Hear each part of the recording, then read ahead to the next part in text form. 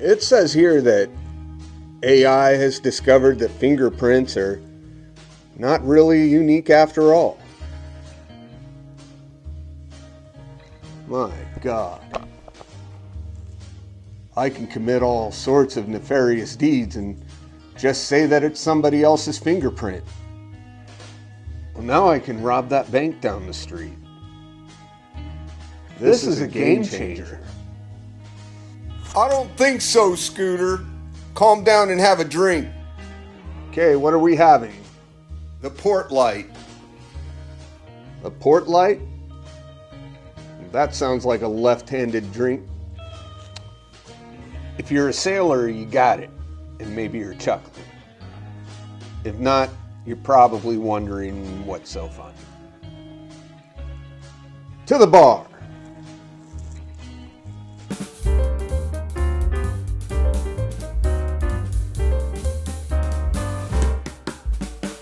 Good evening, scallywags, skippers, scooters, squids, and skaters, everyone else.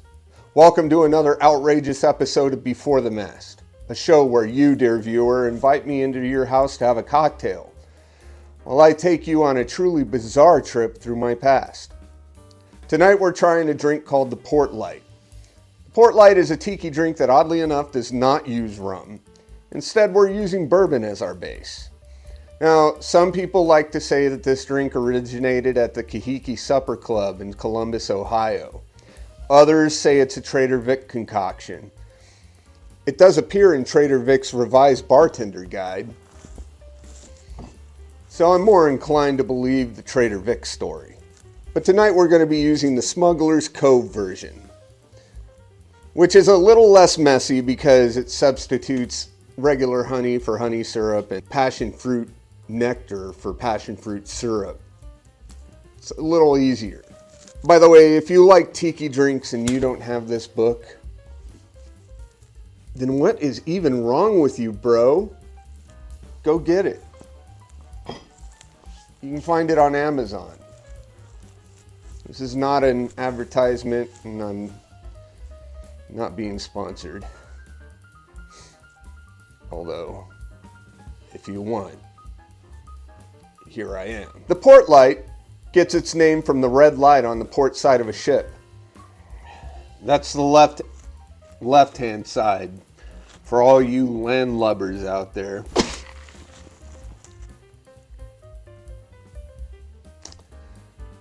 Then you have a green light on the starboard side. This allows other ships to see each other in the dark or in the fog. It's a way to keep ships from going bump in the night. Navigation should never be a contact sport. For this drink, you will need bourbon. I'm using Bullet. You will need honey syrup. You will need passion fruit syrup. You'll also need lemon juice. My lemons aren't ripe yet, so here I am. And finally, you will need 1 egg white. Let's get cracking. In your mixing tin, 1 egg white. 2 ounces of bourbon. 1 ounce of lemon juice. 3/4 of an ounce of honey syrup. 1/2 ounce of passion fruit syrup. Add ice. Now shake it like you mean it.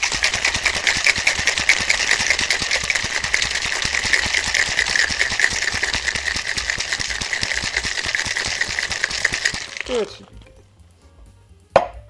You're going to need a red cup for this because, it's the Port Light, people. And open pour that right into your chalice.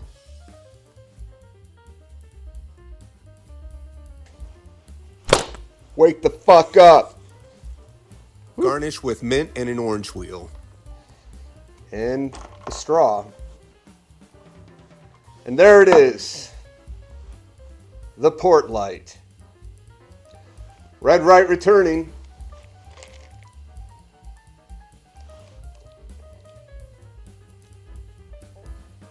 It's got a nice texture because of the egg. It's nice and smooth. bourbon takes center stage, so use a good bourbon. But this is like a tiki whiskey sour. You got the lemon, you got the bourbon, you have the sweetener. It's just that the sweeteners are a little exotic.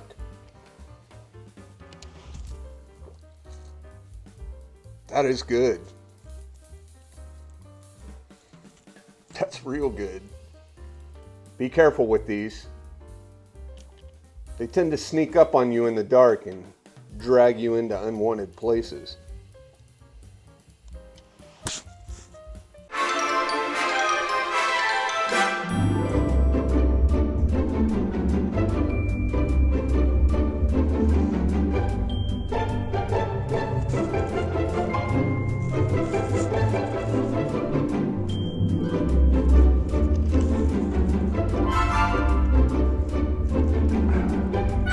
Speaking of unwanted places, sit right back, grab your drink, and let me tell you the story about the time I got dragged into unwanted places.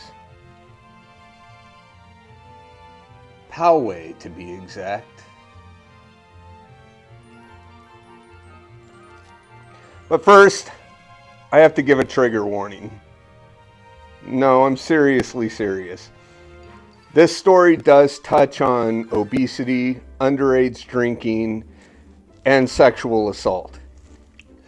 Let me just give a spoiler here. I was the assaultee in this story, not the assaulter. And if I can laugh at this, you can too. You have my permission. Thank you. Sometimes you have to laugh, or else you'll cry. Okay, thanks.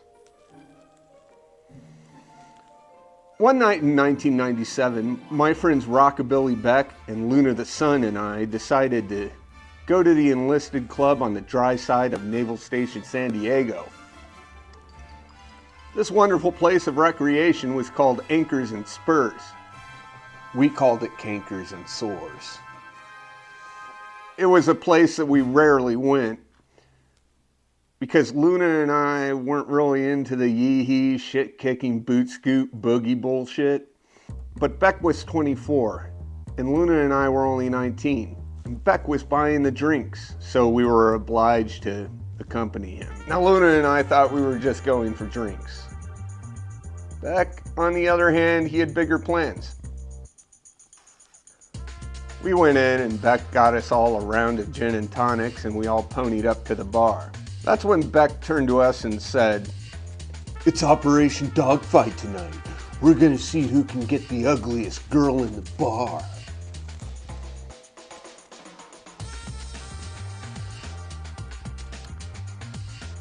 Luna and I, we felt a little reticent about this, but I mean, what's the worst that could happen?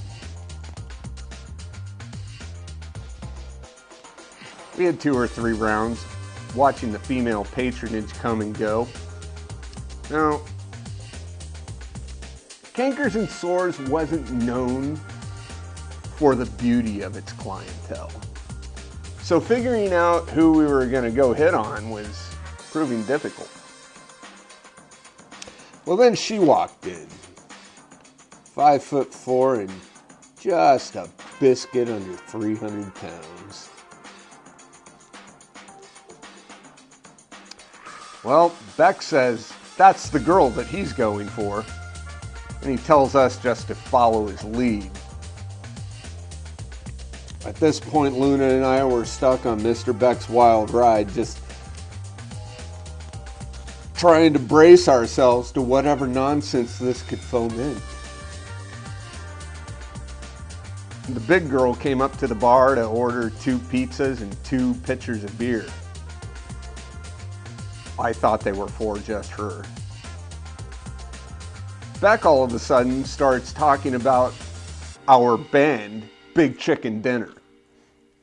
We did not have a band. And how we were going to be playing at a club on 5th Avenue on New Year's Eve. This was a lie. but like a moth to the flame, she was drawn in. She slid over to us and said, "You guys are in a band?" Luna and I stared at Beck, and Beck elbowed Luna and said, "Yes," and Luna and I just kind of nodded. Beck and this girl made a little more small talk, and then she invited us to sit down in a booth with her, all the while saying how great this is because she was meeting two friends.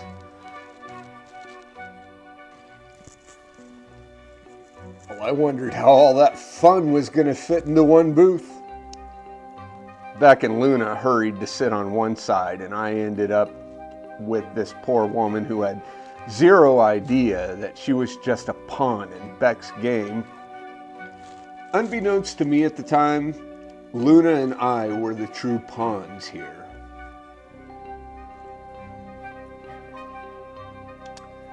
That's when something truly unexpected happened. Her friends showed up and, well, they were hot. I stared Luna down as he and Beck let the two hot girls slide into their side of the booth.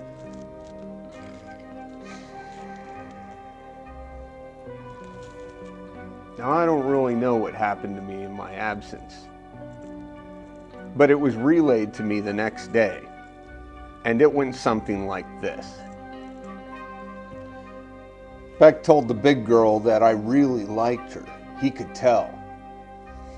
She was very happy to hear this. And then they all hatched some sort of plan and sent the big girl outside. I came back and Beck's straight face told me that big girl had lost her keys. And I had the best vision out of all of us. Beck and Luna both wear contacts. And that I should go help her out. Well, I headed outside. There were two hedges on either side of the walkway into the bar, and when I reached the inn, this girl jumped out of nowhere and grabbed me. I was shocked.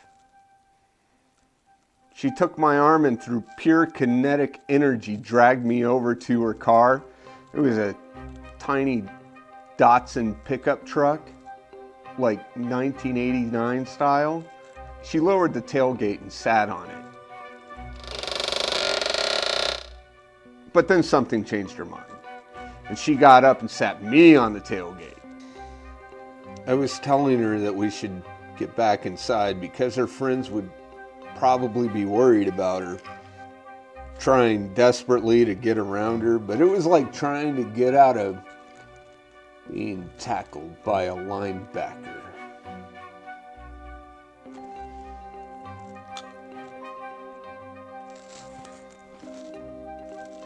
She grabbed my head and kissed me. I pushed her away, but she was too heavy for me. That's when she did it. She pulled out one of her boobs. It fell out of her shirt and literally punched me in the face. No, seriously. It actually gave me a bloody nose, which I was able to exploit to my advantage. My nose is bleeding. I need to go to the restroom. Well, she put her massive mammary back in and hooked her arm into my arm and escorted me back in. When I got back, they had all decided that we were going to go back to one of the cute girls' house and continue the party. Well, you know, I wasn't going to be the wet blanket and kill the party. And I figured there was strength in numbers, so I went along with it. We all went out of Cankers and Sores together. And Beck says that he and Luna will ride with the two cute girls. And I can ride in the Datsun. Well, this made Big Girl very happy. And she literally stuffed me into that Datsun, and I watched in horror as the cute girls and Beck had a change of heart. Well, they all decided it was late and they had to go to work the next day. Beck and Luna agreed that they should probably go back to the boat. I tried to open the door, but it was locked and I struggled to find where the lock was on the stupid Datsun. And that's when she got in the car. And she said to me, "You get to come home with me."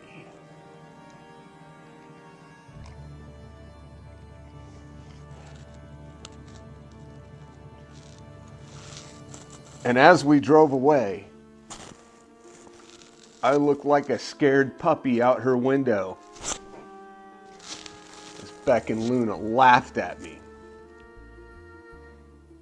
She took me to her house in the middle of nowhere. Poway, a desolate bedroom community in the hill country of northeast San Diego. There was no public transportation, and this was before Uber. I had no cash for a taxi and no cell phone. I was completely at her mercy.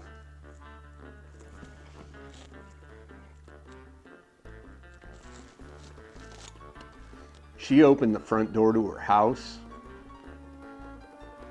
and the aroma of cats and hot dog water came pouring out the front door. From the front door, it was a habit trail of boxes and newspapers stacked all the way to the ceiling. The habit trail went left and we ended up in her bedroom, which was also full of shit. It just had like a niche cut out of it for the bed so somebody could lay down. She told me to have a seat. And then she literally said, I'm not kidding, she said this, that she was going to go slip into something more comfortable. She went into the bathroom and I assessed my situation. At this time, I was still concerned about being diplomatic and not hurting feelings, so I didn't want to be like, "Lady, I'm not attracted to you in the slightest." She came out in a little red nightie that was meant for somebody who was only 200 pounds. And before I could say anything, she pounced on me like a big fucking bear, man. Smashed my face into her superstructure, and I could only think of one thing. I told her I was too drunk. She said, "That's okay. Just let me work it."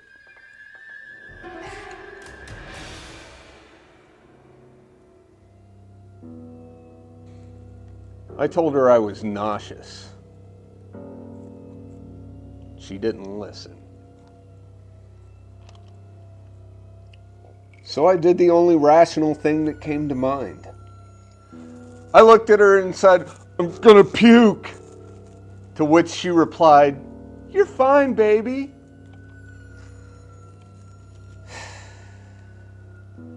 So I reached around under her armpit and jammed my finger into my throat, so far triggering a chain reaction that ended up with pizza and gin flying everywhere. Shockingly, this didn't faze her. Most people I know, when confronted with somebody retching and vomiting, will vomit themselves. She just stood up and said, "Don't worry, I'll wash it and we can take a shower together." All was lost.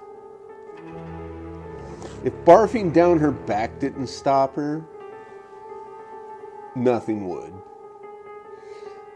I told her no, and she said it's okay while continuing her path to glory. And that's as much detail as I'm going to go into. Anyway, I kind of blacked out. But my ordeal wasn't over. Oh no. The next morning I woke up and she was already awake. She asked me if I wanted to go get breakfast. I straight lied to her and told her I had duty and I had to get back to the ship as soon as possible. We climbed back into her car and she drove me back to the base. I told her she could just drop me off at the front gate so we didn't have to get her a pass. At least then I could get back to the boat without anybody seeing me get out of this lady's car. But to my horror, she scooted all the fast food trash off her dashboard to show me that she had a base sticker. She said,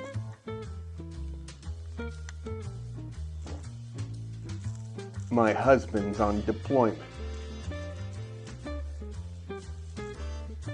I didn't know it could, but it definitely did get worse. So much worse. I told her she could drop me off at Pier 2. My ship was actually at Pier 7. Bitch-ass Beck had told them what ship we were on. And Big Girl knew where it was.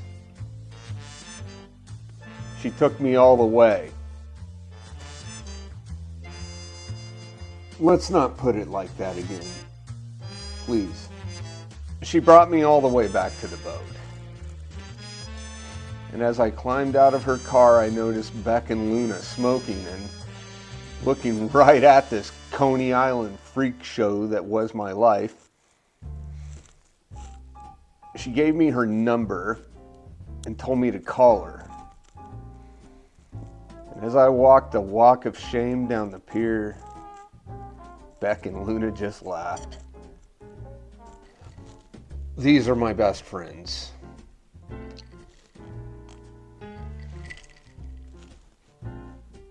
I threw her number in the trash, wanting to forget about it altogether.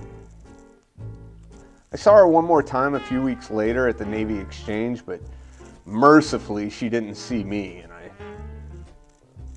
I just got out of there as quick as I could. So what's the moral of this story? Fuck if I know. Don't have fun at other people's expense. It can quickly turn on you, and you can find yourself assaulted by a massive tit in the parking lot of cankers and sores. God only knows what other horrors. Until next time, cheers, dicks. Cheers, assholes.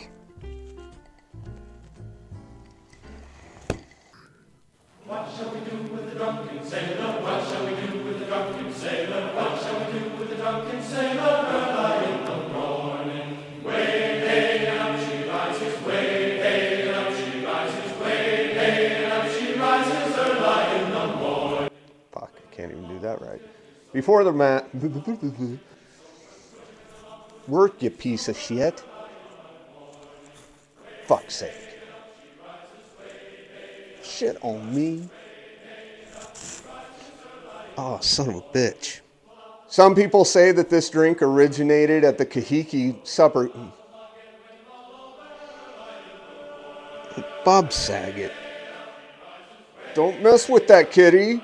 That's my light. Don't do it.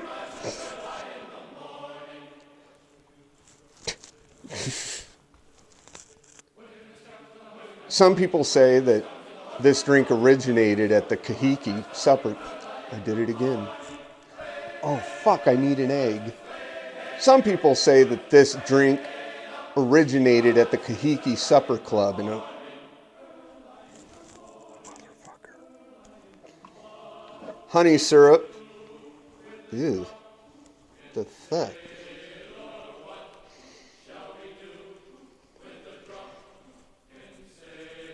Man ass. For this drink, you... What the fuck was that? My ring light just died. There goes my OnlyFans account. I'm definitely going to need another one to continue with this story. Excuse me.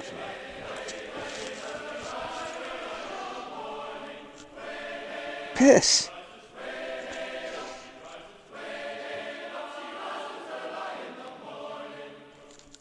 Shit on me.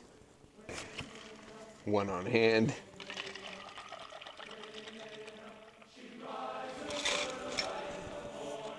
I plan ahead.